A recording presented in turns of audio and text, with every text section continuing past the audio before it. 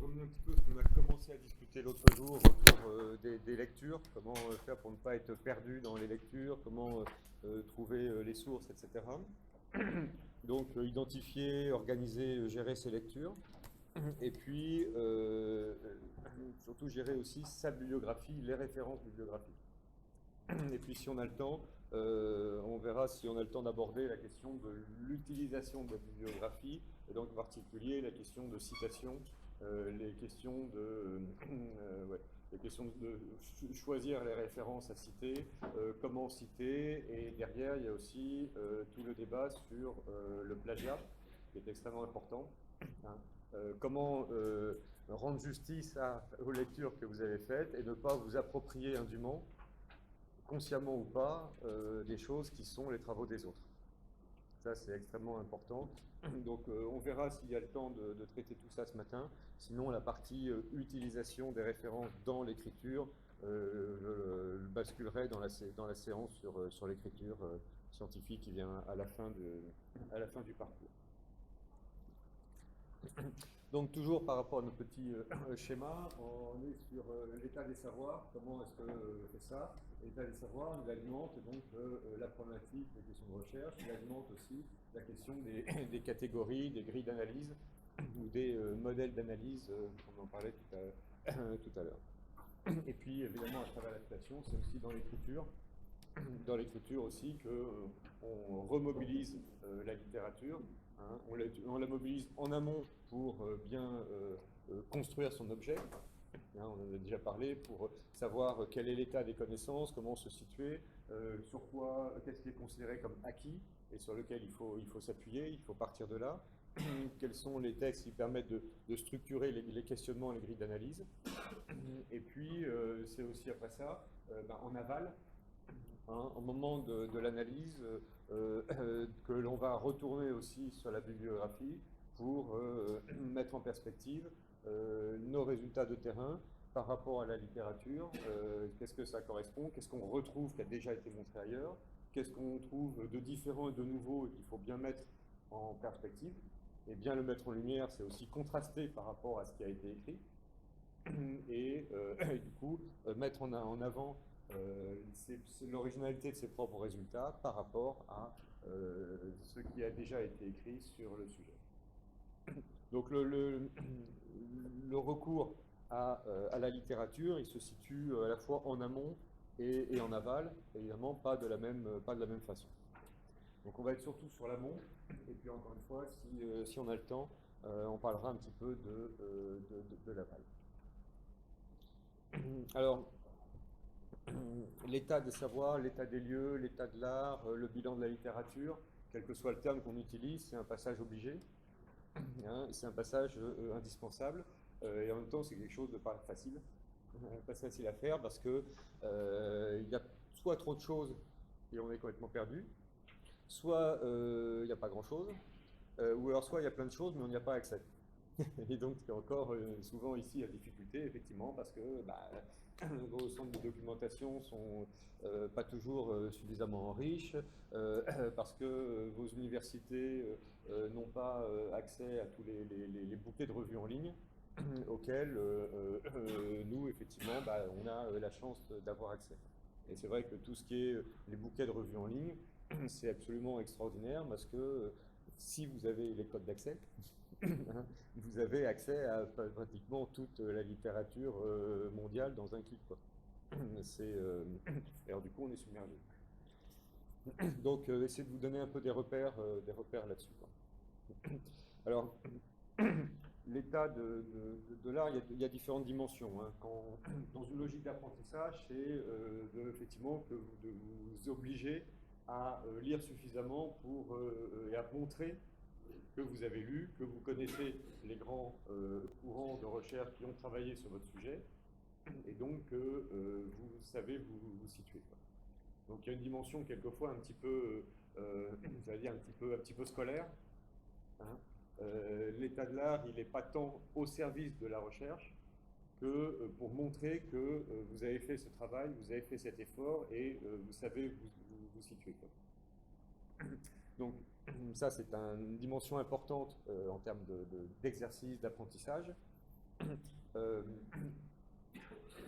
un état des savoirs qui se veut exhaustif, qui repart très très loin, etc., n'est pas toujours indispensable directement pour la recherche.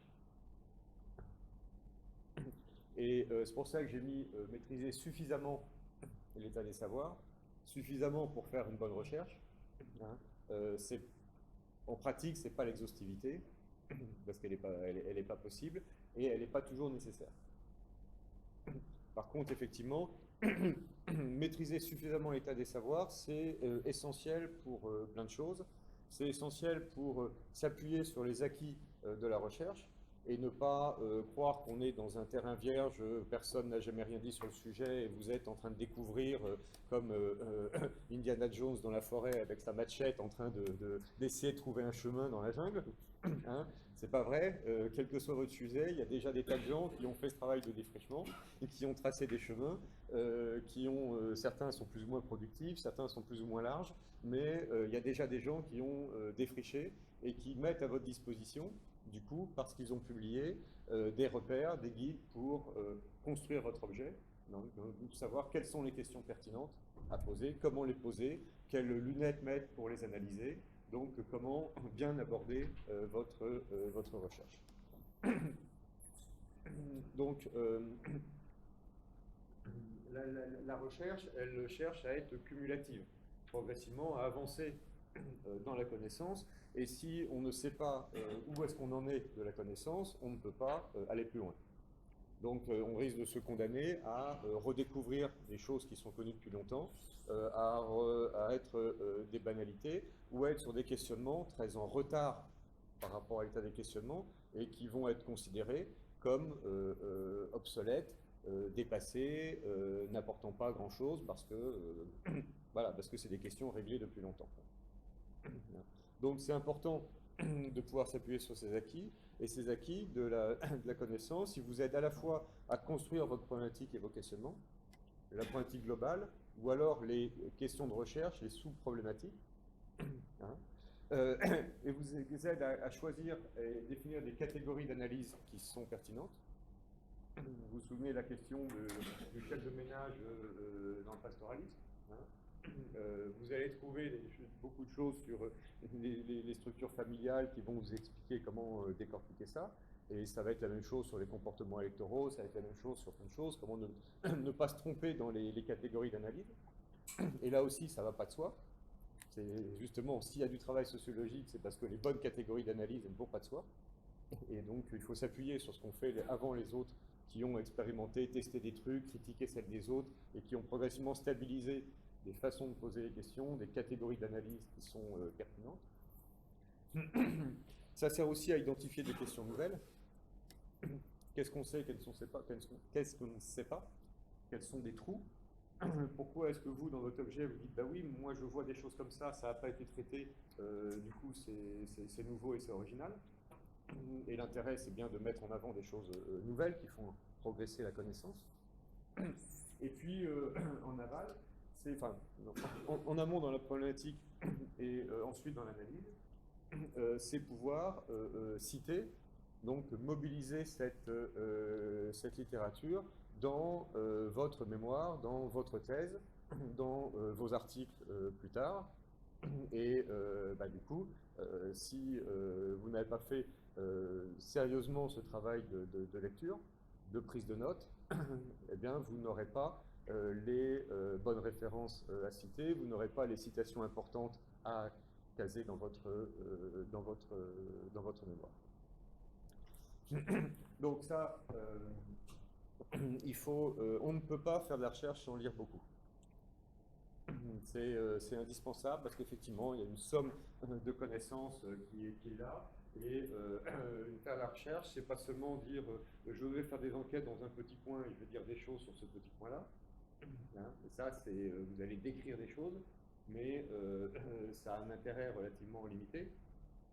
Donc, dans une formation, c'est normal, c'est un apprentissage, mais dès que vous êtes en thèse, au minimum, il est important de réfléchir à ce que vous apportez à la connaissance, et donc sur quelle question nouvelle, quelle question nouvelle vous êtes. Et aussi, euh, l'essentiel de la littérature en sciences sociales, elle est en anglais. Quand vous avez un article en français, vous en avez 10 en anglais sur le même sujet. Et donc, on ne peut plus faire de la recherche en sciences sociales sans lire l'anglais. Donc c'est plus ou moins facile, hein, mais il faut vraiment que vous ayez conscience de ça. Hein. Si vous voulez vous destiner à une carrière dans la recherche, commencez le plus tôt possible à lire l'anglais. Mettez-vous-y. L'anglais scientifique n'est pas un anglais très très difficile. C'est moins difficile de lire un article scientifique en anglais qu'un roman.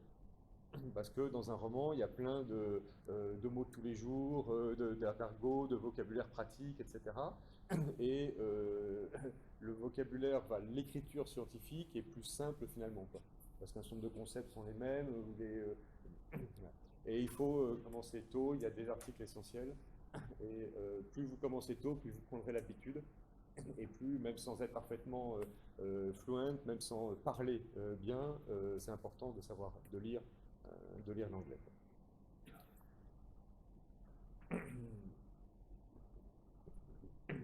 Voilà, donc lire, sur quoi lire? Lire, ça peut être sur des tas de choses différentes. C'est d'abord effectivement ce qui traite de votre problématique, de votre sujet, pour vous permettre de le construire. Hein. Donc, si vous vous souvenez, quand on parlait de ma recherche sur l'Union européenne et ses projets d'appui à la société civile, eh ben, il y avait plusieurs champs de recherche avec de la littérature qui correspondait. Il y avait des choses sur les politiques publiques, il y avait des choses sur la société civile. Voilà, il y avait plusieurs champs de recherche sur lesquels, là, eh ben, il fallait explorer, voir qu'est-ce qui se disait, connaître l'état des savoirs et se situer par rapport à ça. Il y a aussi des textes qui traitent du contexte ou du sujet de votre recherche. Si vous travaillez sur le comportement électoral, hein, il y a de la littérature globalement sur le comportement électoral à différents endroits du monde. Il y a des choses sur le comportement électoral au Sénégal. Et puis il y a des choses sur la sociologie politique au Sénégal, qui n'est pas directement sur le comportement électoral, donc qui n'est pas sur votre problématique, mais qui est important pour comprendre le contexte sénégalais, les logiques partisanes, politiques, le factionnalisme, etc., qui fait partie du contexte qui va influer ce que vous allez observer. Donc il faut lire à la fois sur votre sujet d'étude, sur son contexte, et puis sur les questions qui vous intéressent. Et puis, la question des catégories, ça peut aller avec ça, mais souvent, ce qui est au cœur de votre sujet, vous allez le trouver dans la même littérature, mais vous pouvez avoir des questions spécifiques qui nécessitent d'aller chercher des points plus précis soit des points plus précis de théorie, hein, l'acteur et le système, si vous êtes dans une démarche stratégique, l'acteur et le système de Crozier 77, il faut l'avoir lu. Hein, ou il faut y retourner par rapport à des questions précises. Qu'est-ce que j'ai mis là-dedans? Oui, anthropologie-développement sur les interactions et les contradictions dans une intervention extérieure. Le petit bouquin hier, on avait cité des références sur l'action publique. Le petit bouquin de Lascaux et Le Gallès sur l'action publique. Voilà, ça c'est les références générales, mais qui vous aident à positionner un des éléments de théorie ou de méthode. Et puis vous pouvez avoir besoin aussi de vous affiner sur certaines dimensions de méthode spécifiques que vous travaillez. Alors, on a parlé hier des focus group. Voilà, par exemple, pour ne pas aller comme ça à l'aventure dans le focus group, eh ben, ça vaut le coup d'aller regarder et de dire qu'est-ce qui se dit sur les focus group, les conditions d'utilisation, quand est-ce que c'est pertinent, quels sont les pièges, avant de partir à l'aventure sur la conduite de focus group. Donc vous voyez, il y a différents moments, différents endroits où la littérature va vous être utile, et vous voyez que c'est pas la même à chaque fois. Hein. Là, dans certains cas, vous allez avoir des points conceptuels précis, dans d'autres, vous allez avoir des schémas analytiques, dans d'autres, ça va être des éléments de savoir-faire méthodologique. Dans d'autres, ça va être sur effectivement le sujet que vous étudiez, et puis beaucoup, une bonne partie, c'est autour de la problématique que vous étudiez. Effectivement, vous ne pouvez pas travailler sur la sociologie électorale sans maîtriser suffisamment ce qui s'est dit sur la sociologie électorale. À la fois comment ça s'analyse, les démarches, les questionnements, les outils, et aussi les résultats. Qu'est-ce qui a été dit sur les logiques du comportement électoral aux États-Unis, en France, au Zimbabwe? Qu'est-ce qui a été dit sur le Sénégal? Alors, là, il y a plusieurs difficultés parce que ça peut faire peur. Vous voyez, il y a tout ça à couvrir, c'est immense. Alors, il y a un problème, effectivement, c'est l'accès aux ressources. Parce qu'avant de lire, il faut avoir effectivement l'article ou l'ouvrage en question. Donc la source, le lieu normal effectivement ou en tout cas historiquement pour accéder aux publications scientifiques, c'est les bibliothèques, les centres de documentation. Donc il y a ceux de votre université, celui de votre UFR, la bibliothèque centrale. Peut-être qu'il y a aussi ceux des voisins. Je ne connais pas encore le centre de doc de l'UFR de lettres et sciences humaines, mais il y a sûrement plein de choses qui peuvent vous intéresser aussi, et qui sont peut-être là-bas et pas ici. Et puis, il y a des centres de documentation liés à d'autres instituts de recherche, à des centres qui peuvent être ailleurs, à Saint-Louis, à Dakar. Et puis, il y a de plus en plus de ressources en ligne. Donc, je vous en ai mis quelques-unes ici. Je ne sais pas si vous me dites si vous les connaissez, je passe plus rapidement. Il y a à la fois des portails. Des portails comme Kern, Open Edition, Percé, Érudit. Tout ça, vous connaissez? Tout le monde? Ok. Donc ça, il faut explorer forcément tout cela. Alors, il y a des logiques différentes. Vous savez que Percé, Open Edition en partie sont gratuits. Kern, souvent, c'est payant, en tout cas pendant quelques années, quoi. Et la plupart des revues qui ont besoin de gagner de l'argent, ils disent on veut bien mettre en ligne, mais au début on ne met pas gratuitement. C'est seulement après quelques années, 3 ans, 5 ans, qu'on met gratuitement en considérant que ceux qui voulaient l'acheter l'auront acheté, et donc c'est plus une perte de le mettre gratuitement. Donc l'avantage, c'est qu'il y a quand même beaucoup d'accès gratuit. L'inconvénient par rapport à Kern en particulier, c'est que les trucs les plus récents, les publications les plus récentes, quelquefois elles sont payantes. Et donc, si votre université n'a pas les abonnements, vous savez que ça existe. C'est déjà quelque chose, vous pouvez quand même le référencer, vous pouvez quand même lire le résumé. Parce qu'un résumé bien fait, ça vous donne quand même déjà des idées. Mais vous allez avoir des difficultés à avoir accès directement. Il y a d'autres sources et il y a de plus en plus de pression pour ce qu'on appelle l'open access, pour rendre disponibles gratuitement les résultats de recherche en disant les revues là, il faut qu'elles vivent parce qu'elles font un boulot d'editing, de mise en page, d'impression, etc. Mais le gros du financement, c'est le temps de travail investi par les chercheurs et ça, c'est financé par les fonds publics. Donc, c'est pas normal que des résultats de recherche qui, si on calculait le coût global, serait à 90% financés par fonds publics, soient payants. Alors, il y a plusieurs choses là-dessus. Il y a certaines revues, Cahiers Agriculture par exemple, qui disent nous, on publie tout gratuitement. Ils arrivent à avoir des financements pour le faire. Donc là, tout est en ligne gratuitement. Vous avez des sites institutionnels. L'IRD a une énorme base de données qui s'appelle Pleintexte, Horizon Pleintexte, dans laquelle ils mettent à disposition les publications des chercheurs de l'IRD et aussi ils ont scanné plein de documents antérieurs. Donc c'est d'une richesse énorme. Hein. Et faut vraiment aller explorer là. Il n'y a pas tout, évidemment. Hein. Peut-être en sciences politiques, il y a moins que dans d'autres secteurs. Mais vous avez là une mine de documents qui sont disponibles, y compris des choses anciennes, mais qui font toujours référence et qui sont accessibles là. Il y a ce qu'on appelle en France HAL, les archives en ligne, où du coup les chercheurs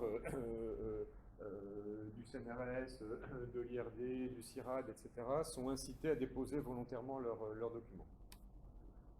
Quelquefois, ils n'ont pas le droit de mettre les documents imprimés, le PDF final, parce que ça appartient à l'éditeur, mais ils mettent quelquefois la version d'avant, la version juste avant, quoi. Donc c'est pas la version complètement finale, mais enfin c'est déjà l'essentiel du contenu de l'article. Un site intéressant aussi, l'Université du Québec au Canada, un site qui s'appelle les classiques des sciences sociales, où ils numérisent, où ils remettent en format un certain nombre d'ouvrages, soit des ouvrages vraiment classiques, historiques, soit des choses plus récentes, où ils négocient les droits avec l'éditeur de le faire. Donc là, vous allez trouver des ouvrages de méthodos de sciences sociales, vous allez trouver vraiment des grands classiques, et il y a tout un champ aussi sur de sciences sociales du développement qui sont là-bas. Et puis au-delà de ça, un certain nombre de chercheurs mettent en ligne donnent accès à leurs travaux dans des sites personnels. Du coup, Monsieur X, Madame Y peut avoir son propre site et mettre en ligne du coup dedans un certain nombre de textes. Voilà, c'est ce que je fais sur le mien. J'essaie de mettre dans la rubrique publication. Dès que je peux, je mets le lien pour que du coup, soit le texte final publié, soit une version antérieure selon les droits d'auteur, selon les droits, soit accessible le plus largement. Et puis vous connaissez aussi ResearchGate et Academia. Ouais. Voilà. Donc il a aussi incite les chercheurs à mettre à disposition leur publication dans cette course à la publication, enfin cette course aux citations. Hein, comme il faut être cité beaucoup pour considérer qu'on est un très bon chercheur, il faut que les textes soient disponibles le plus possible. Donc plus on les met là-dedans, plus c'est accessible.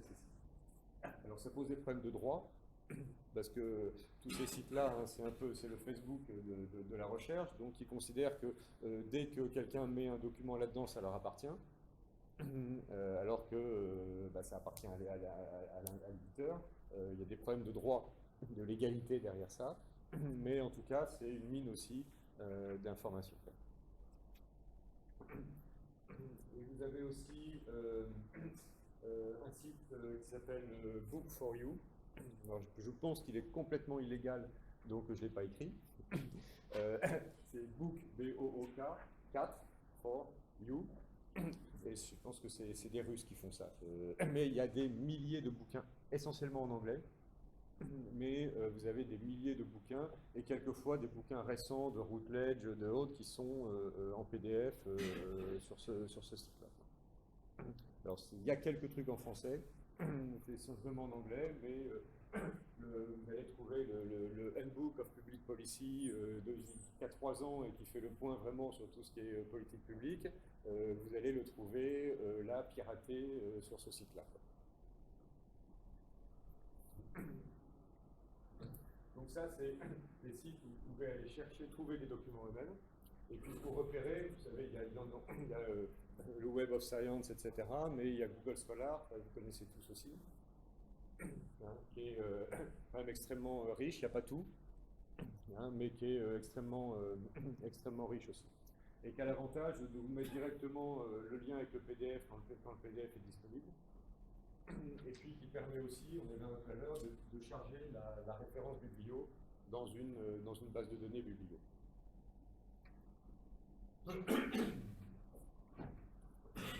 Voilà. Donc tout ça, c'est sur la littérature académique. Hein. Google Scholar, c'est plus riche. Il y a de la littérature grise, il y a des rapports d'études, il y a un peu de tout. Et vous avez effectivement d'autres ressources en ligne. Et on avait parlé des rapports, des rapports d'ONG, etc. Bon, ça fait aussi partie des choses à explorer, hein, et à analyser de façon critique, comme la littérature académique, hein, pour savoir effectivement est-ce que c'est pertinent pour votre objet, est-ce que ça vous paraît solide, donc est-ce que c'est possible à utiliser, ou qu'est-ce qui est possible d'utiliser à l'intérieur de cela.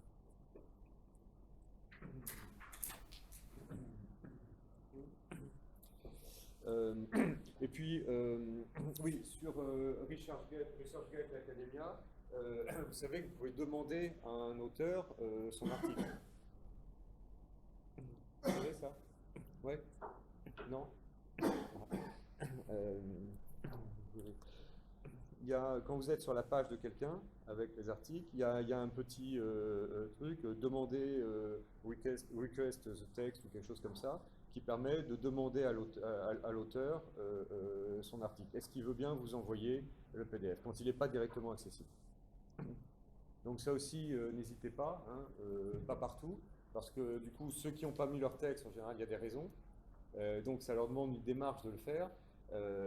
S'il y a 250 personnes qui leur demandent, ça fait 250 personnes fois 3 minutes pour le faire.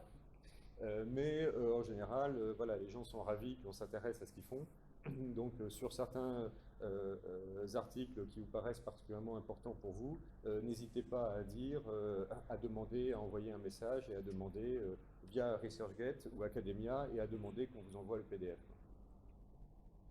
Vous verrez bien s'il y a une réponse, mais ça peut être une façon aussi de récupérer des articles qui ne sont pas en ligne directement, mais du coup de contacter l'auteur.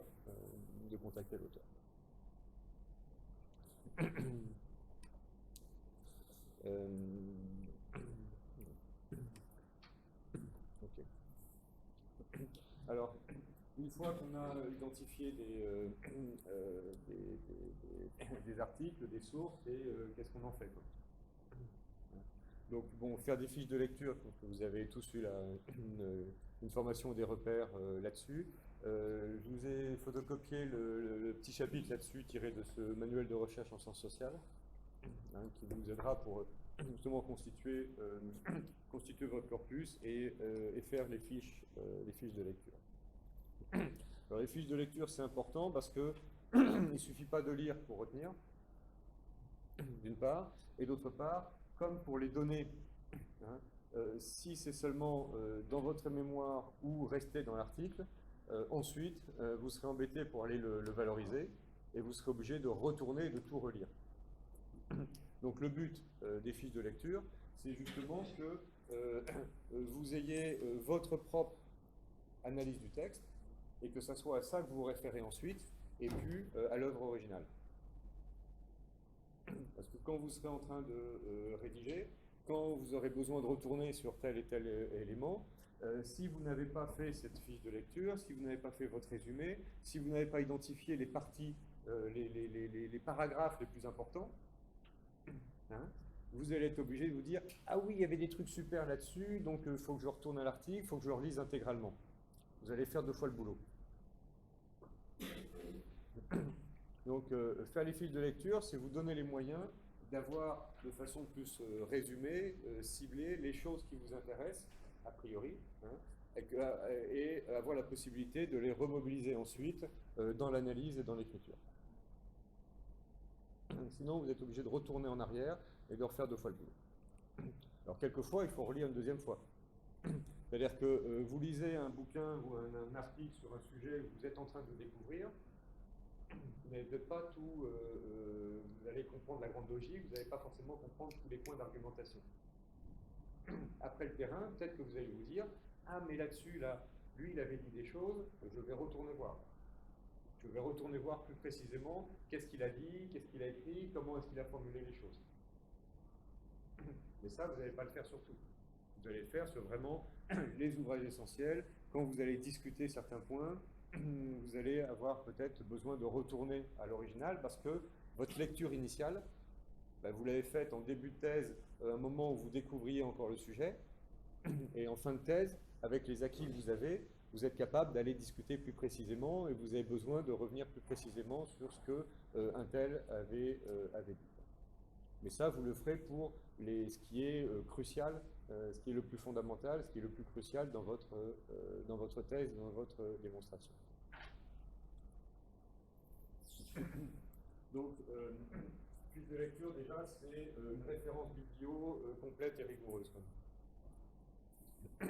Donc, il faut situer l'auteur, qui il est, dans quel champ de recherche il se situe, sur quoi est-ce qu'il travaille, situer l'œuvre, l'article, c'est quoi le questionnement, comment est-ce qu'il a posé les questions, qu'est-ce qu'il dit de sa démarche de recherche, faites un résumé, en citant, en copiant les parties les plus importantes qui vous paraît possiblement utile à citer, parce que c'est particulièrement clair, une façon de poser des questions, des résultats d'interprétation qui vous semblent très, très clairs, et vous dites ça, je veux le garder. Et puis, une analyse, une critique, là, vos propres notes là-dessus.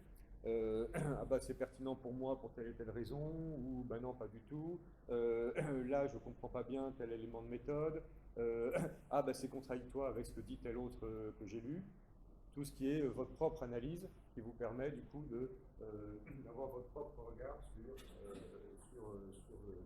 le texte. Donc ça, c'est du boulot.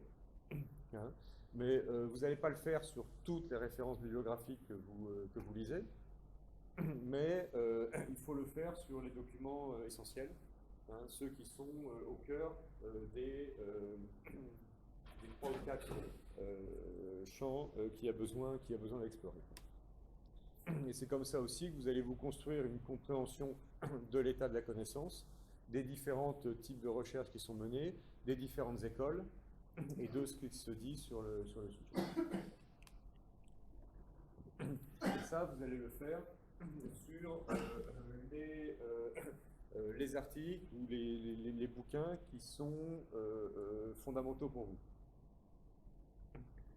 Alors, la question, c'est comment savoir lesquels sont intéressants ou pertinents. Donc, il faut essayer d'identifier les articles clés. Sur le questionnement central de la recherche, ce qui renvoie à la problématique, là il faut faire un gros travail en situant les courants, les approches, les thèmes traités, les résultats.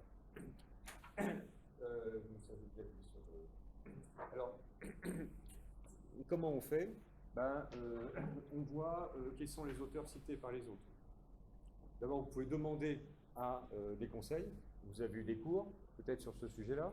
Vous avez des enseignants qui peuvent vous aider, vos encadrants ou d'autres qui travaillent sur ce sujet-là, disant à votre avis quelles sont vraiment les références sur le sujet, et ils vont vous en donner 3, 4, 10. Et puis quand vous commencez à lire à partir de ce qui vous intéresse, à voir le titre, à voir le résumé, vous allez voir aussi qui est cité. Et quand vous voyez des auteurs qui sont cités régulièrement par pas mal d'articles, vous dites, ah bah ouais, ceux-là, ils sont importants parce que les autres qui ont travaillé sur ces sujets-là les ont considérés comme importants. Vous n'êtes pas au début en mesure vous-même de dire, je suis d'accord avec un tel, celui-là, il m'intéresse. Donc du coup, vous allez vous appuyer sur les autres. Les autres chercheurs qui ont utilisé tel et tel auteur, qui est-ce qu'ils utilisent, quels sont les articles qu'ils citent, en essayant du coup, là, les articles de référence, cités, bien mobilisés par des études de cas, on dit, bah, ceux-là, il faut que j'aille les lire aussi. Vous voyez un peu la démarche, hein? Essayer de repérer par entretien aux personnes ressources, repérer par, en questionnant sur Google Scholar les mots-clés qui vous intéressent. Donc vous voyez déjà les noms qui reviennent souvent, et puis là ensuite, que vous lisez au début de façon un peu large, en tout cas les résumés, vous regardez quelles sont les références bibliocitées, et puis à partir de là, vous pouvez remonter à des auteurs centraux. Alors la qualité d'un texte, c'est aussi quelque chose qui s'apprend avec le temps. Et évidemment, c'est pas forcément facile quand vous êtes étudiant de pouvoir dire bah oui, celui-là c'est mieux que l'autre, etc. Bon, il y a des indicateurs quand même. La notoriété de l'auteur, est-ce qu'il fait référence, c'est un indicateur. C'est pas un indicateur absolu. Hein. Il y a des très bons chercheurs qui, sur certains sujets, ont fait des trucs et ont publié des trucs pas terribles. Donc c'est pas un critère absolu, mais ça aide quand même à. Ça aide quand même. Il y a la question des revues. Hein. Toutes les revues ne se valent pas.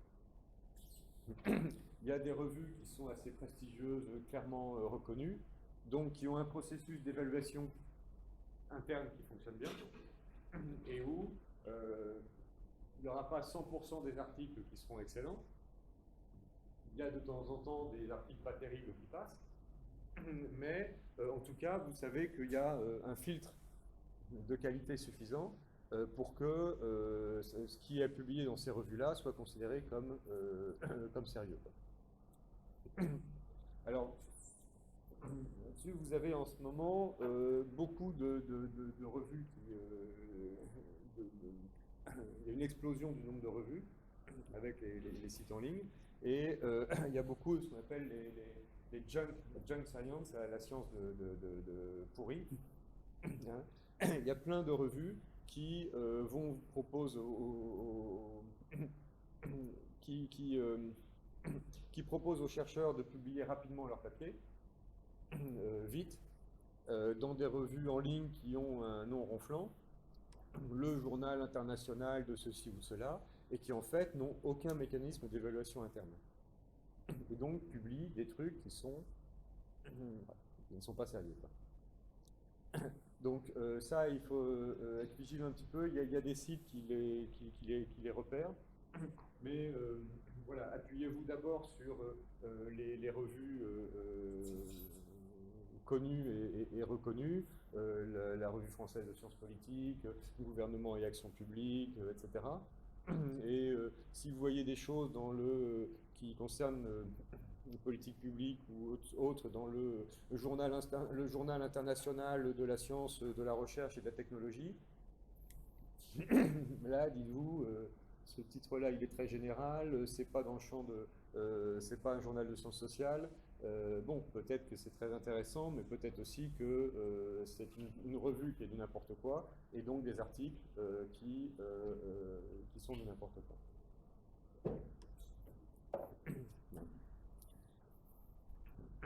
Donc, voilà, surtout en phase d'apprentissage en tant qu'étudiant, masterant, doctorant, appuyez-vous d'abord sur les revues qui sont reconnues, sur les éditeurs qui sont reconnus. Ça ne veut pas dire qu'il n'y a pas des choses intéressantes ailleurs, mais il y a quelquefois des risques sur la qualité des articles.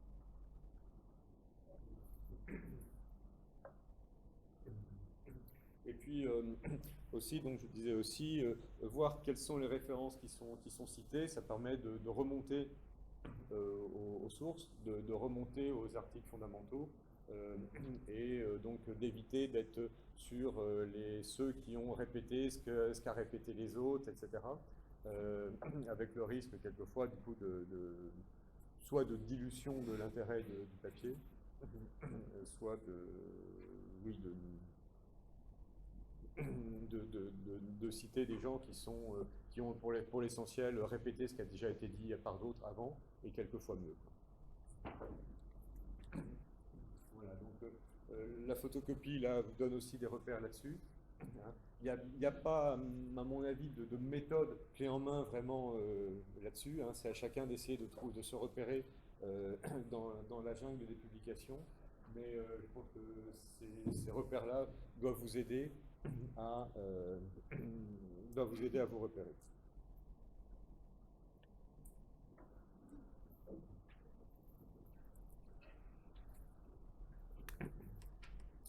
Alors au-delà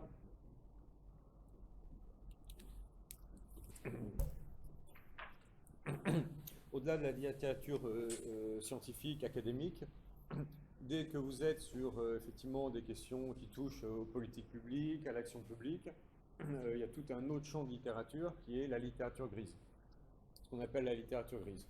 Donc les rapports d'expertise, la documentation des institutions, les rapports d'évaluation, de recherche, de projets ou de programmes. Il y a plein de littérature là-dessus, et ça fait partie intégrante de la littérature que vous devez analyser, identifier, repérer, analyser. Si vous travaillez sur les politiques d'éducation, vous n'allez pas seulement lire la littérature scientifique sur les politiques d'éducation au Sénégal, vous n'allez pas seulement faire des entretiens avec des gens qui travaillent ou qui ont contribué à ces politiques, vous allez aussi rassembler, analyser les rapports, les études, les programmes décennaux, toute cette somme de rapports qui est produite par le ministère de l'Éducation, par les bailleurs de fonds, par les think tanks, etc., ou par les institutions internationales. Ça fait partie intégrante du corpus que vous avez à analyser. Donc là, il se pose aussi deux questions. Il y a le problème d'accès aux sources, que je n'ai pas mentionné là, parce que eh bien, les ministères avaient autrefois tous leur centre de documentation. Je ne sais pas où c'en est au Sénégal, mais dans les pays voisins, les centres de documentation ont été abandonnés et il n'y a plus de documentaliste qui fait vraiment ça. Donc il y a quelquefois une salle avec des sommes de rapports pas forcément structurés et classés, et souvent anciens. Et les problèmes de financement des institutions nationales font que les centres de documentation ont tendance à s'effriter. Et puis en plus, l'électronique aggrave la situation. Parce que de plus en plus, il n'y a pas le rapport papier, il y a un PDF qui circule à un moment, que des gens stockent quelque part dans un disque dur, mais qui ne savent plus où c'est, quand c'est pas dans l'ordinateur d'il y a 3 ans qui a craché et où ça a disparu avec la disparition du disque dur. Hein. Donc il y a un vrai problème quand on travaille sur les politiques publiques, une vraie difficulté d'accès à cette littérature grise, parce qu'elle est extrêmement dispersée et souvent extrêmement difficile d'accès. Donc ça peut être quelquefois très, très long et demander beaucoup de temps d'arriver à obtenir tel rapport ou tel autre. Les bailleurs de fonds, c'est pas mieux. Hein. Ils ne s'intéressent pas à l'histoire. Ils mettent en carton, en archive, tout ce qui a plus de 3 ans quand ils ne le mettent pas à la poubelle.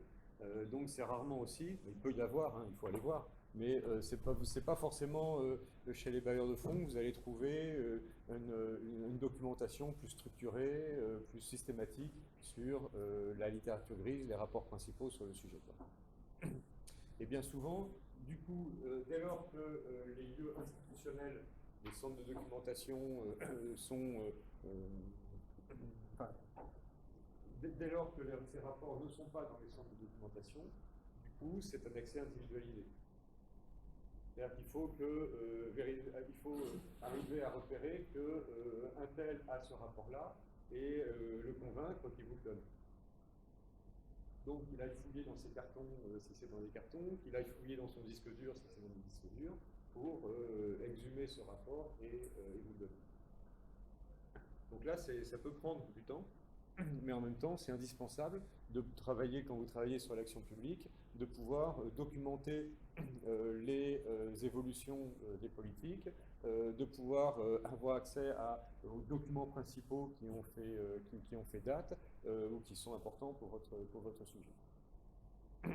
Et bien sûr, comme toute source, il faut les lire de façon critique Donc vous interrogez sur quand est-ce que ça a été produit, par qui, pourquoi, dans quelle finalité. Et puis, du coup, est-ce que c'est vraiment un document qui vise à promouvoir une vision? Est-ce que c'est un document d'analyse? Est-ce que c'est un document, oui, c'est ça, il essaie de promouvoir une certaine façon de voir les choses. Et puis, quand vous commencez à constituer un corpus, donc un ensemble de références et de rapports, vous pouvez comprendre comment ils se situent les uns par rapport aux autres, comment tel rapport répondait à tel autre, ou l'approfondit, pourquoi est-ce que telle institution a produit ce rapport-là 2 ans après l'autre parce qu'il n'était pas d'accord et qu'il voulait se positionner. Vous voyez des auteurs, donc vous voyez les consultants qui sont mobilisés, et vous avez aussi accès un peu au réseau des gens qui tournent autour de ces rapports. Donc, il y a travailler un corpus de littérature grise. Vous voyez que pour une part, il y a des choses qui se ressemblent. Il faut avoir accès aux documents, il faut les identifier, il faut y avoir accès, il faut les analyser. Mais ce n'est pas la même nature de document. Ça ne joue pas le même rôle dans votre démarche de recherche. Oui, ça va?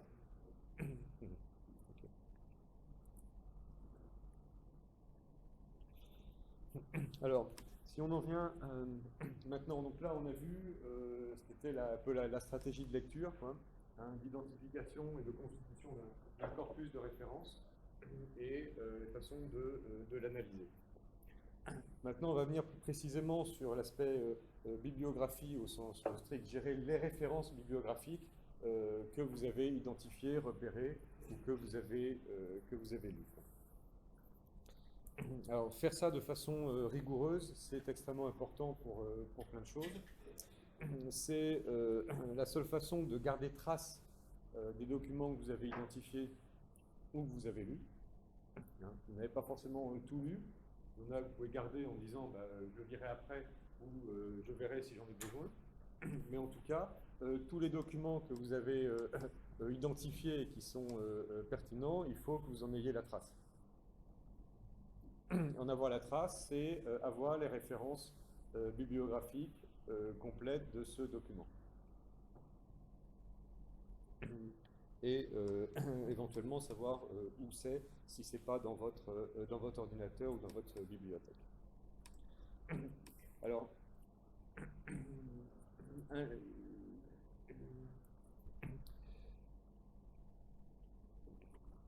et vous pouvez faire ça sur Word, avec un fichier Word où vous mettez les références à la suite, mais ce n'est pas très pratique. Hein, ça vous demandez, vous allez avoir du mal à retrouver ce qui vous intéresse. Hein, si vous en avez 10 ou 20, ça va. En thèse, si vous avez 50 références bibliographiques, vous allez avoir plus de mal à retrouver celles qui vous intéressent. Si vous avez mal cité, mal noté, vous allez être obligé de remodifier ensuite. Enfin bref, c'est pas très pratique. Et il faut de toute façon commencer dès le début de façon rigoureuse à constituer votre liste de références bibliographiques. Et vraiment, je vous recommande dès le début aussi d'utiliser les logiciels de gestion bibliographique. Pour une thèse, c'est indispensable. Et je pense que même pour un mémoire, je ne sais pas ce que vous en pensez, mais je pense que même pour un mémoire de master, c'est utile d'utiliser un logiciel de gestion bibliographique. Parce que c'est tellement pratique que ça vaut le coup de faire l'investissement initial. Alors, référencer correctement, bon, bah, y a des normes qui sont différentes selon les revues. Donc, il n'y a pas une façon universelle de faire. Mais grosso modo, vous avez toujours quelque chose autour qui ressemble à ça. Hein. Bon, ça, vous savez, vous connaissez. Bon, c'est pas la peine de revenir. Simplement, la chose, c'est la rigueur. C'est-à-dire, il faut le faire de façon systématique, de la même façon, pour que ça soit utilisable ensuite. Si vous notez pas les pages d'un article, on va vous le demander dans la biblio du mémoire. Donc à la fin, il faudra que vous recouriez partout pour retrouver le fait que tel article était de page 87 à 103. Donc notez-le tout de suite. Faites-le dès le départ. Soyez rigoureux là-dessus, parce que c'est du temps gagné pour la suite. Donc, le truc essentiel, c'est évidemment le ou les auteurs, l'année, le titre, quand c'est un article, le titre de l'article, le titre du journal, et quand c'est publié, quand c'est un ouvrage, le lieu et l'éditeur, et puis le nombre de pages. Donc ça, vous pouvez prendre modèle sur ce qu'on vous recommande dans vos cours, sur certains articles que vous lisez, peu importe. Le tout, c'est que vous soyez rigoureux et systématique sur la façon de faire.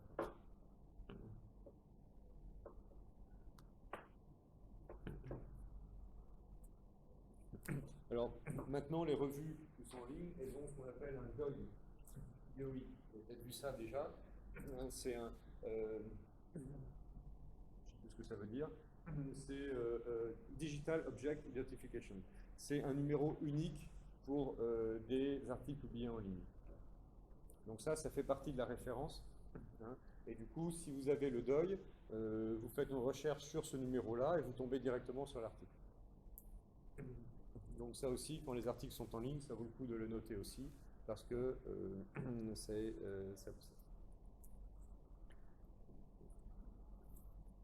Et donc vous avez des logiciels de gestion bibliographique qui sont vraiment des outils extrêmement pratiques. Qui connaît et utilise des logiciels comme EndNote ou Zotero? 1, 2, ok, 3, ok. Les autres, vous avez entendu parler ou vous ne connaissez pas du tout? Non. Ok. Donc, l'avantage de ces logiciels, c'est des logiciels de gestion de références. C'est une base de données dans laquelle il y a les références. Et l'avantage d'avoir ça comme base de données, c'est que vous pouvez ensuite faire des recherches par mots-clés, par thème, dire quels sont les articles ou les écrits de je ne sais pas qui, de Pierre Lascoum que vous avez, quels sont les articles qui parlent de corruption. Vous faites une recherche sur corruption, il va vous sortir ces articles-là. Alors, l'avantage, c'est qu'effectivement, vous pouvez faire des tris, il y a des mots-clés, il peut y avoir des résumés, vous pouvez mettre vos notes de lecture ou vos résumés, et il peut faire des recherches sur tout ça. Donc, pour trier et retrouver les références, c'est extrêmement pratique. Vous pouvez faire le lien avec le PDF, et donc retrouver directement à partir de là, retrouver le PDF de l'article, au lieu de refouiller dans le dossier bibliographie où vous allez avoir 50 ou 100 PDF avec des noms plus ou moins clairs. Et puis surtout, ce qui est là absolument génial, c'est que vous pouvez intégrer directement les citations dans le texte de votre mémoire, de votre thèse. Et ça, c'est absolument génial parce que ça vous assure que ce que vous citez dans le texte est bien dans la biblio, et réciproquement. Et sinon, vous allez passer des jours, des heures, sinon des jours, à la fin de votre thèse, à vérifier, relire, machin, il est bien là, machin, il est bien là, machin, ah zut, il n'est pas là, et à revérifier tout ça. Là, c'est automatique. Ça se met à jour, vous modifiez votre texte, ça modifie votre biblio à la fin. Je vais vous le montrer. Et puis surtout aussi, vous pouvez choisir la mise en forme par laquelle ça sort. Donc, quand vous êtes sur un mémoire ou une thèse, c'est pas très utile parce que là, vous avez défini dès le départ comment vous allez faire. Mais quand vous êtes chercheur et que vous faites des articles dans des revues différentes, chaque revue a ses propres normes. Il y en a qui vont mettre une virgule après le nom, d'autres pas. Il y en a qui vont mettre le nom en majuscule, d'autres pas. Il y en a qui vont mettre, etc. Et si vous n'avez pas le logiciel, il va falloir vous, manuellement, que vous modifiez la forme de chacune des références pour un article publié à telle revue et un article publié ailleurs. Si vous avez la base de données, vous dites à votre logiciel, tu me sors ma biblio dans le format de telle revue, c'est lui qui le fait. Donc donc ça, c'est aussi un outil extrêmement, extrêmement précis. Alors, Zotero, c'est un logiciel gratuit. Donc, c'est évidemment celui-là que vous allez utiliser. Donc, vous pouvez le télécharger sur Internet, le télécharger gratuitement, et vous avez plein de didacticiels, de PowerPoint pédagogiques pour vous aider à le maîtriser. Donc, moi, je suis sur EndNote parce qu'à l'époque, ça n'existait pas. Je ne suis jamais passé, mais je voudrais vous montrer ce qu'on peut faire avec un logiciel biblio.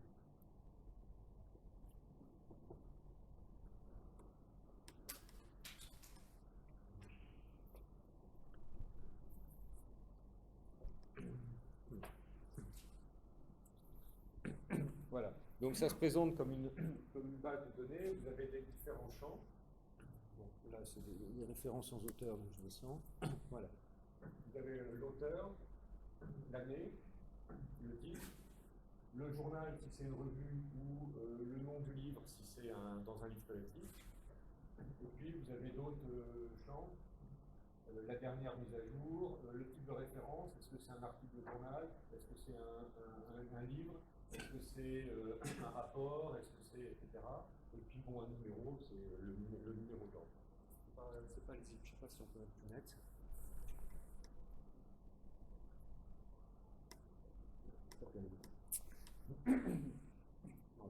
Donc, vous avez un signe de référence que vous avez entré.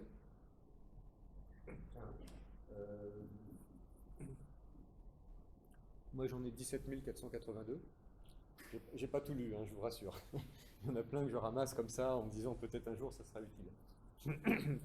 Et à partir de là, chaque référence, elle est détaillée à côté, où là vous avez le détail avec du coup l'auteur, l'année, le journal, le volume, le numéro, les pages, et puis vous avez d'autres choses ensuite, vous pouvez mettre le deuil, vous pouvez mettre d'autres informations, et puis vous avez des champs pour les mots-clés, des champs pour le résumé, le résumé de l'article, vous le collez dedans, et puis un champ pour vos propres notes.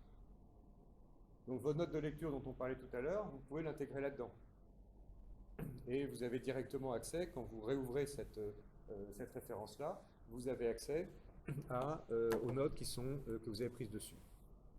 Et vous pouvez aussi attacher à cette référence-là, attacher le PDF, si vous l'avez, et du coup, il s'affiche ici, il y a le nom, il s'affiche ici, et du coup, vous pouvez directement ouvrir le PDF à partir de la référence. Et puis, vous pouvez faire des recherches avec ce champ-là. Et par exemple, voilà, si on regardait,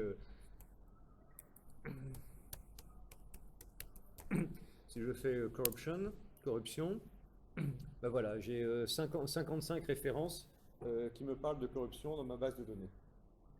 Donc, elles sont là. Je peux les défiler. Et donc, je peux voir qu'est-ce que j'ai dans ma base de données sur ce sujet-là. Si je veux savoir, je recherche un article de Pierre Lascoum, qui est un politiste français qui bosse sur l'action publique. Je mets son nom, et du coup, je vais avoir combien 39 ici. 39 références de Lascoum, des articles, des ouvrages collectifs, certains dont j'ai le PDF, d'autres pas. Et puis, je peux les traiter par auteur, les trier par auteur, par année, etc. Je peux faire plusieurs tris, je peux regarder ce que Lascoum a écrit sur la corruption.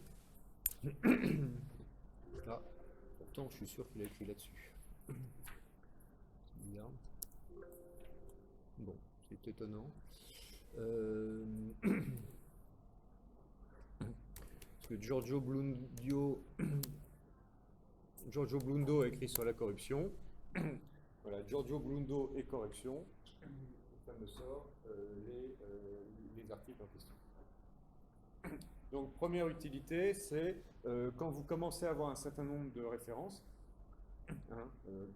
pas 17 000, quand vous commencez à avoir un peu de références, ça vous permet de retrouver facilement ceux qui parlent de tel sujet, ceux qui parlent de tel sujet. Vous pouvez interroger sur les mots-clés, vous pouvez interroger sur les résumés, donc vous pouvez facilement sortir les références que vous avez sur le sujet et retrouver derrière vos notes de lecture, les notes que vous avez prises, retrouver derrière le PDF. Et ça, je ne mets pas tout le temps là, mais je trouve un exemple. Je sais pas. Si vous ouvrez la référence, et si vous avez mis des research notes, bon ça c'est pas un bon exemple, si là dans le champ notes de recherche vous avez mis vos notes de lecture, vous avez mis les citations, ben, vous pouvez dire, vous copiez là, vous collez dans votre texte, et vous avez la citation, les 5 lignes intéressantes, vous les retrouvez facilement là-dedans, vous les copiez dans votre mémoire ou dans votre thèse au bon endroit.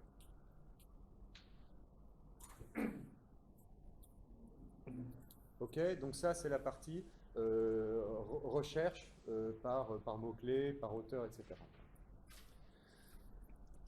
Une autre utilité géniale, c'est pour l'écriture.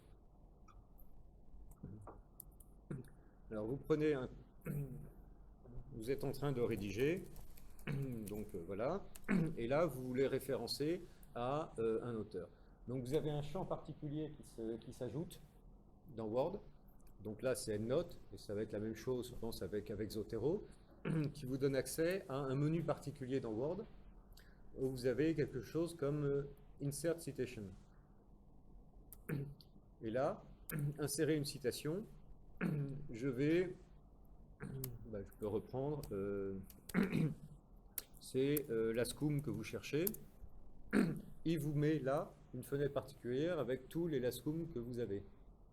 Et du coup, vous dites voilà, c'est le droit comme activité sociale. Tiens, intéressant ça. Le droit comme activité sociale, pour une approche weberienne des activités juridiques, ça permet de faire discuter les deux départements de l'UFR, insérer, et du coup, il y a un champ là qui se met entre crochets avec NASCOOM 98, et ça c'est le numéro dans la base de données.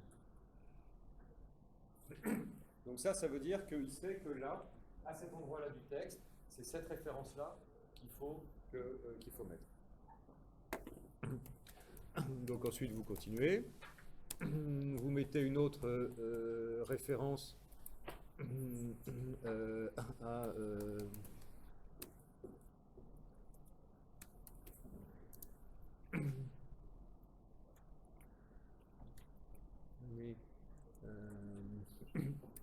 voilà. Momar Koumba Diop, du socialisme africain à la lutte contre la pauvreté et la fin des ambitions de développement.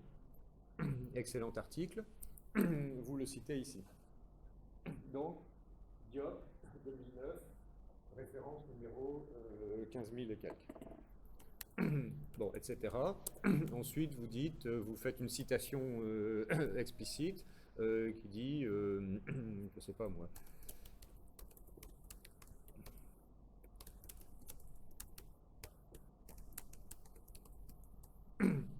voilà.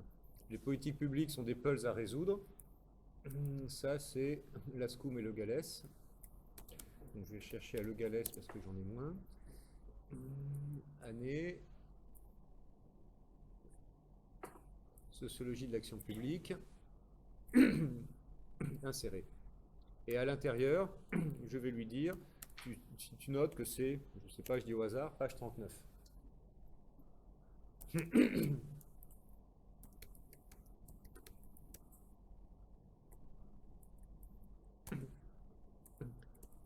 Et à un moment, vous lui dites mettre à jour les articles. Vous dites mettre à jour la bibliographie. Et là, il va rechercher dans la base de données la référence en question et il vous la met là. LASCOOM Serveur 88, il vous la met là. Diop 2009. Il vous la met là, l'ASCOOM et le Galès, avec le numéro de page. Automatiquement. Et surtout, il vous les met là. Dans votre bibliographie, automatiquement, il vous met les références correspondantes. Vous voyez? Et donc, ce lien-là est souvent compliqué entre ce qu'on cite dans le texte et ce qu'on met dans la biblio, c'est géré automatiquement. Et si vous supprimez, vous refaites mettre à jour, et bien le champ là a disparu, donc la référence disparaît aussi. Donc ça se met à jour automatiquement et vous êtes sûr d'avoir une cohérence parfaite entre ce que vous avez, les références que vous avez citées dans le texte et votre biblio. Hein? Et ça, c'est quand même un outil absolument génial parce que c'est hyper pratique. Et encore une fois, on gagne un temps fou par rapport à l'obligation ensuite de revérifier. Et puis on va vous dire ensuite, c'est classique, à la soutenance, ah mais il y a des références qui manquent dans votre bibliographie, ah mais vous mettez plein de textes dans votre biographie que vous n'utilisez pas, parce que vous n'avez pas fait cette cohérence, ce travail de mise en cohérence des références que vous citez dans le texte et de votre bibliographie.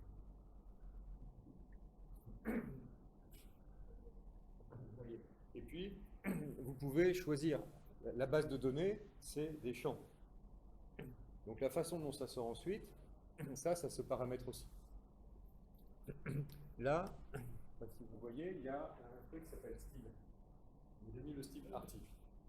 Mais si finalement je veux publier l'article dans Development and Change, je vais lui dire de modifier.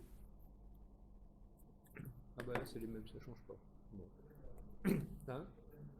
Si, ça a changé? J'ai pas vu, ça a été tellement vite. Vous voyez, donc il met automatiquement en forme en fonction de la norme de la revue ou de ce qu'on vous dit là. Donc vous n'êtes pas coincé. Si vous faites ça sous Word, vous choisissez une forme et s'il faut modifier, il faut tout refaire manuellement. Si vous avez un logiciel, eh bien, il suffit de modifier là. Et la plupart des revues ont déjà les styles prédéfinis. Sinon, vous pouvez le paramétrer. Et vous pouvez décider la façon dont ça sort exactement comme vous voulez. Donc ça aussi, c'est extrêmement pratique. Donc encore une fois, cette fonction-là, elle est moins utile pour vous au niveau master ou doctorat, parce que s'il y a des normes ici à l'université, bah, vous les prenez dès le début et puis c'est fini, quoi. Donc, vous voyez les deux usages essentiels, extrêmement importants de ces logiciels. Hein, c'est d'avoir la base de données de l'ensemble des références que vous avez identifiées ou que vous avez traitées, et de pouvoir faire des recherches à l'intérieur pour faire sortir ce qui vous intéresse à un moment donné en termes de mots-clés, de titres, d'auteurs, etc. Et puis, c'est dans la rédaction pouvoir intégrer et gérer le lien entre ce qu'on cite et la bibliographie. Et puis, l'avantage aussi de la base de données, c'est que si vous avez fait une erreur dans la référence, si par exemple vous avez noté 88 alors qu'en fait c'est 89, si vous en apercevez au moment de finaliser votre thèse, il faut que vous corrigiez ça à tous les endroits où vous l'avez cité dans votre texte. Donc encore une fois, vous repassiez partout pour repérer et partout mettre à jour. Bah, si c'est ça, Lascum et Server 1, quand vous modifiez dans votre base de données, ça va modifier automatiquement dans votre texte. Donc, je retourne à Lascum pour vous montrer. Lascum, c'était Lascum et Server 1. C'était quelle année? Je ne sais plus quelle année c'était. 88. Voilà. Si là je dis, ben non, je me suis trompé, c'est 89, je corrige dans la base de données, et ensuite, du coup, dans le texte, quand vous mettez à jour, et ben, il a corrigé, c'est 89, c'est 89. si vous avez mal noté votre référence, vous le modifiez dans la base de données et ça sera corrigé dans le texte. Et puis ça sera corrigé pour toutes les autres utilisations que vous ferez ensuite de cette référence-là. OK? Alors, comment, c'est bien beau d'utiliser ça, comment est-ce qu'on alimente cette base de données? Alors, vous pouvez le faire manuellement. Donc, vous allez faire nouvelle référence.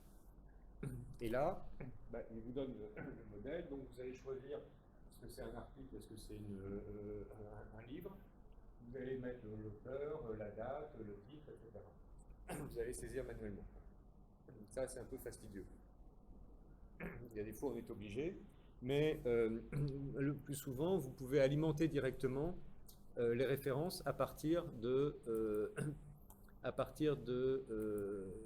d'Internet. Je remets ça à jour pour ne pas faire de bêtises. Alors là, il faut que je me connecte à Internet pour vous montrer.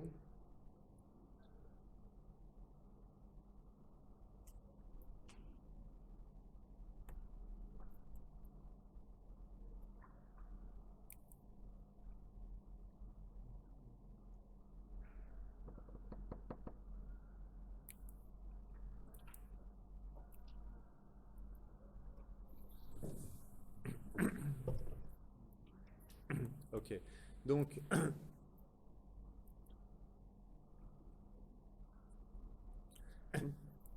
vous êtes sur Google Scholar, vous avez dans les paramètres de Google Scholar, vous allez trouver le gestionnaire des bibliographies.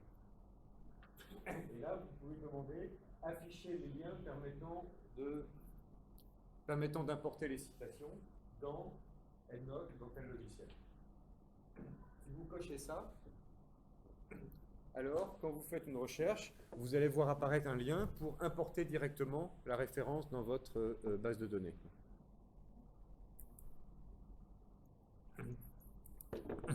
Donc, qu'est-ce que je peux faire comme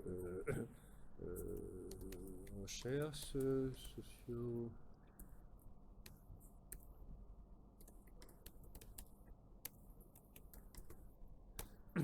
Je fais une recherche sur sociologie électorale Sénégal. Voilà, vous avez la thèse de Diop, logique sociale et démocratie électorale au Sénégal, essai de reconstitution et d'interprétation d'une trajectoire de crise, l'exemple du Fouta-Toro. Ok, bah ça m'intéresse. Et donc, là, vous voyez apparaître importé dans EndNote. N'apparaît pas si vous n'avez pas fait le paramètre. Mais quand il y a importé sur EndNote, et si vous avez fait Zotero, ça sera importé sur Zotero, vous faites importer sur EndNote. Il vous propose d'ouvrir la référence, donc vous dites oui, et là, hop, ça y est, c'est là. Alors, c'est pas toujours complet. Hein. Si vous importez à partir de sites de revues, à partir du Web of Science, à partir des sites des revues, vous allez avoir des références vraiment très très bien. Google Scholar, pour les articles, ça marche bien. Pour les articles de revue, pour les thèses, pour les livres, quelquefois c'est pas parfait. Il faut vérifier et corriger, quoi. Donc là par exemple, je ne sais pas si vous voyez, il y a bien l'auteur, Alioune Badara Diop, il y a bien l'année, il y a bien le titre de la thèse, il n'y a pas l'emplacement, le lieu. Université Bordeaux 4, donc du coup vous allez rajouter manuellement Bordeaux pour la place publiée, et puis normalement il faut mettre aussi le niveau ou le département. Bon, vous pouvez compléter la biblio, mais le gros est fait, quoi. Et du coup, voilà, quand vous l'enregistrez, eh bien la référence que vous avez vue dans Google Scholar, elle est dans votre logiciel, elle est dans votre base de données, donc ensuite vous pouvez l'utiliser. Et ça aussi, c'est génial parce que ça évite d'avoir à tout ressaisir manuellement, qui en plus faire des erreurs, des fautes de frappe, etc.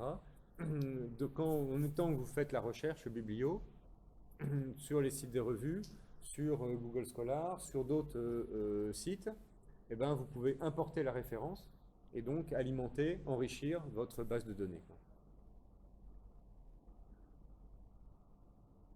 Oui. Ok. Donc, donc c'est vraiment un outil, c'est vraiment un outil indispensable. Et encore une fois, puisque Zotero est un logiciel libre qui est gratuit, il ne faut pas s'en priver. Hein. Et je vous le disais vraiment, en thèse, pour moi, c'est indispensable, parce que sinon on se perd dans les références très très vite. En thèse, c'est indispensable. À mon avis, ça vaut le coup même pour un mémoire de master. Bon, si vous avez 10 références, c'est pas la peine. Hein. Mais enfin, et si vous faites ça, il faut commencer dès le début. Parce que si vous commencez avec un biblio manuel sur Word, et puis qu'au bout de 2 ans de thèse, vous dites je ne m'y retrouve plus, je passe à la base de données, et il faut que vous remettiez toutes vos références dans votre base de données. Donc, soit que vous retourniez les rechercher dans Google Scholar, soit que vous les ressaisissiez. Bref, vous allez faire double boulot. Si dès le début, dès le premier jour presque de votre thèse, dès que vous commencez à lire, vous commencez, à ce moment-là, dès le début, vous alimentez, et donc vous avez une base de données complète où il y a tout dedans, tout ce que vous avez repéré. Hein. Donc, il faut vraiment commencer dès le début.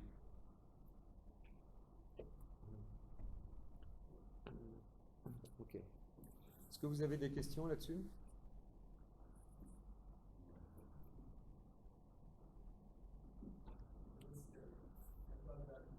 Comment?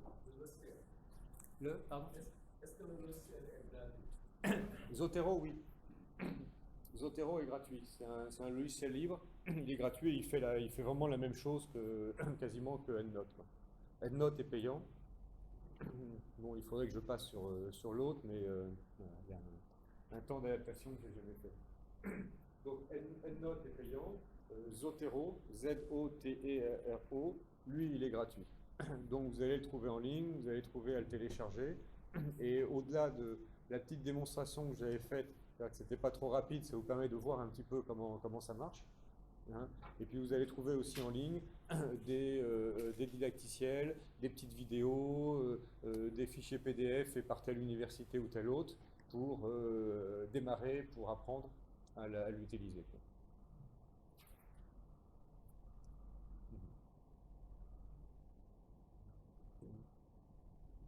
Ok, pas de questions? Vous êtes convaincu? Ok. Bon, bah dans ce cas-là, on va prendre la pause. Et puis donc, on se retrouve dans un